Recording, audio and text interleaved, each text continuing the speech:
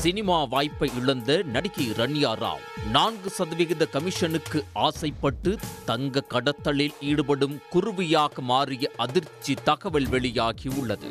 கர்நாடக மாநில காவல்துறை இயக்குநர் அந்தஸ்தில் உள்ள மூத்த IPS அதிகாரியின் வளர்ப்பு மகளான 33 வயது நடிகை ரன்யா ராவ் துபாய்க்கு அடிக்கடி பயணம் செய்து திரும்பும்போது செவ்வாய்க்கிழமை அதிகாலை பெங்களூரு விமான நிலையத்தில் தடுத்து நிறுத்தப்பட்டார். அவரது பை மற்றும் உடையில் மறைத்து கடத்திய 12.56 கோடி மதிப்புள்ள 14.2 கிலோ தங்கத்தை மத்திய வருவாய் புலனாய்வுத்துறை அதிகாரிகள் பறிமுதல் செய்தனர்.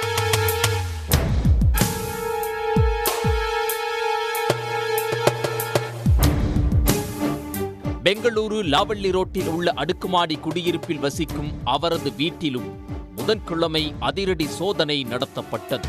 அப்போது 2.06 கோடி மதிப்புள்ள நகைகள் மற்றும் 2.67 கோடி ரொக்கம் பறிமுதல் செய்யப்பட்டதாக வருவாய் புலனாய்வு அதிகாரிகள் தரப்பில் தெரிவிக்கப்பட்டது.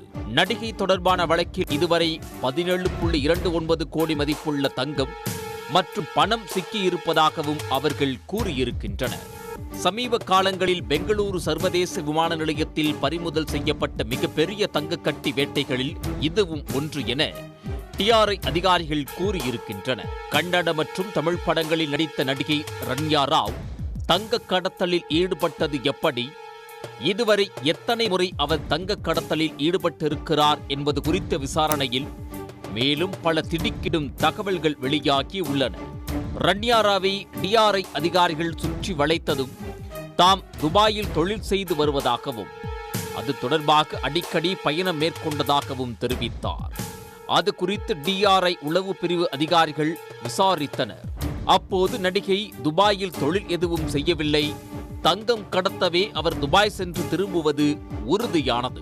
ரன்யா ராவின் தந்தை கர்நாடக மாநில காவல்துறையின் மூத்த IPS அதிகாரி என்பதால் நடிகை துபாயிலிருந்து பெங்களூரு வரும்போதெல்லாம் ஏர்போர்ட் காவல் நிலையத்தில் பணி செய்யும் போலீசாரே அவரை பாதுகாப்பாக வெளியே அழைத்து வந்துள்ளனர். அதை தமக்கு சாதகமாக பயன்படுத்திக் கொண்ட நடிகை அதிகாரிகளின் சோதனையில் இருந்து சுலபமாக தப்பியுள்ளார்.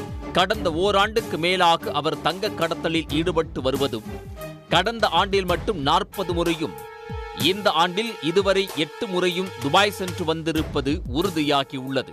அவரது துபாய் பயணத்தின் போதெல்லாம் ஒரே விதமான ஆடையை அணிந்துள்ளார். அதனால் அவரது நடவடிக்கையை DRI அதிகாரிகள் ரகசியமாக கண்காணித்தனர். செவ்வாய்க்கிழமை அன்று அவர் கைது செய்யப்பட்ட போதும் அதே உடையை அணிந்திருந்தார்.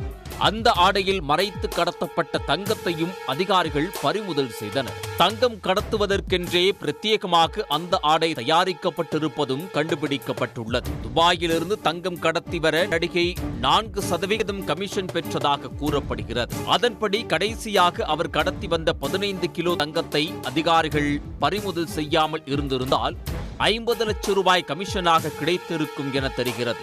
சினிமாவில் நடிப்பதை விட ஒரு முறை துபாய் சென்று வந்தால் லட்சங்களை அள்ள முடிவதாக கருதிய நடிகை ரன்யா ராவ் கமிஷனுக்கு ஆசைப்பட்டு கடத்தல் குருவியாகவே மாறியிருப்பதும் வெளிச்சத்துக்கு வந்துள்ளது. அவரிடம் தங்க கட்டிகளை வாங்கிய நபர்கள் யார், துபாய் சென்று தங்கம் வாங்கி வரும்படி தூண்டியவர்கள் யார் எனவும் விசாரிக்கப்பட்டு வருகின்றன. இதில் மேலும் பல பரபரப்பான தகவல்கள் வெளியாகும் என எதிர்பார்க்கப்படுகிறது. சினிமா படவாய்ப்பு குறைந்ததால் கமிஷனுக்கு ஆசைப்பட்டு தங்க கடத்தல் குருவியாக மாறிய முதல் நடிகை ரன்யா ராவ் எனவும் விசாரணை அதிகாரிகள் தரப்பில் தெரிவித்திருப்பது குறிப்பிடத்தக்கது.